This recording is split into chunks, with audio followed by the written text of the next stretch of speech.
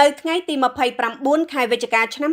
2025ថ្នាក់ដឹកនាំមន្ត្រីរាជការនិងកងកម្លាំងចម្រុះជាច្រើនរូបបានរួមគ្នាអនុវត្តសកម្មភាពមនុស្សធម៌ដ៏មានអត្ថន័យដោយជួយចុះច្រូតស្រូវប្រជាពលរដ្ឋនៅភូមិបានបងឃុំភ្លុកស្រុកសេសានខេត្តស្ទឹងត្រែងសកម្មភាពនេះត្រូវបានដឹកនាំដោយលោកជំទាវ លង្ភិរមរដ្ឋលេខាធិការក្រសួងទេសចររួមជាមួយឯកឧត្តមស្រិនសំរិទ្ធីអភិបាលរងខេត្តស្ទឹងត្រែងព្រមទាំងមានការចូលរួមពីថ្នាក់ដឹកនាំមន្ទីរអង្គភាពនានាជុំវិញខេត្តកងកម្លាំងប្រដាប់អាវុធនិងអាជ្ញាធរមូលដ្ឋានលោកជំទាវ លង្ភិរមបានសម្ដែងនៅក្តីរំភើបយ៉ាងខ្លាំងចំពោះទិន្នផលស្រូវដែលប្រជាពលរដ្ឋបានខិតខំដាំដុះពេញមួយរដូវហើយបានគូបញ្ជាក់ថាការលះបង់កម្លាំងកាយចិត្តចូលរួមច្រូតកាត់ផ្ទាល់ដៃនេះមិនមែនគ្រាន់តែជាការជួយសម្រាលបន្ទុកប្រមូលផលនោះទេ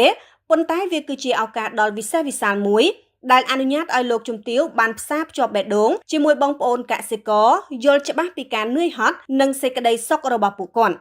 លោកជំទាវក៏បានកោតសរសើរយ៉ាងស្មោះចំពោះការតស៊ូព្យាយាមនិងភាពអត់ធ្មត់របស់ប្រជាកសិករដែលតែងតែប្រឹងប្រែងដើម្បីធានាសន្តិសុខស្បៀងរបស់គ្រួសារនិងសង្គមជាតិទាំងមូលក្នុងស្មារតីរួមគ្នាដើម្បីស្ទឹងត្រែងក្រុមការងារបានពួតដៃគ្នា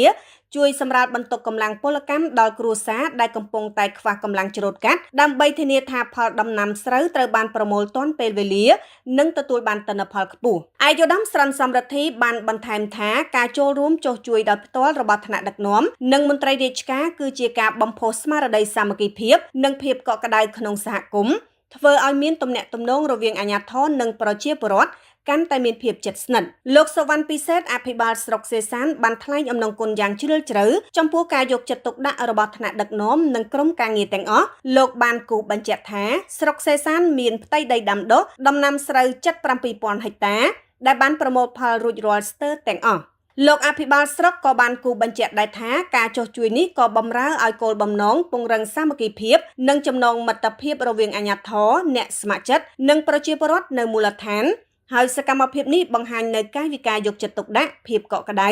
និងការទទួលខុសត្រូវរបស់ថ្នាក់ដឹកនាំចំពោះសុខទុក្ខរបស់ប្រជាជនខ្លួនវត្តមានរបស់ថ្នាក់ដឹកនាំនិងមន្ត្រីរាជការទាំងអស់គឺជាការបង្ហាញយ៉ាងច្បាស់នៃការយកចិត្តទុកដាក់ខ្ពស់ចំពោះជីវភាពកសិករដែលជាឆ្អឹងខ្នងនៃសេដ្ឋកិច្ចមូលដ្ឋានខេត្តស្ទឹងត្រែងសកម្មភាពមនុស្សធម៌នេះមិនត្រឹមតែលើកទឹកចិត្តដល់កសិករឲ្យបន្តប្រឹងប្រែងដាំដុះប៉ុណ្ណោះទេប៉ុន្តែវាក៏រួមចំណែកដល់ការអភិវឌ្ឍសហគមន៍និងបង្កើតបានជាទម្លាប់នៃការជួយគ្នាទៅវិញទៅមកក្នុងគ្រាលំបាកដែលជាគុណតម្លៃដ៏ថ្លៃថ្លានៃសង្គមជាតិទាំងមូល។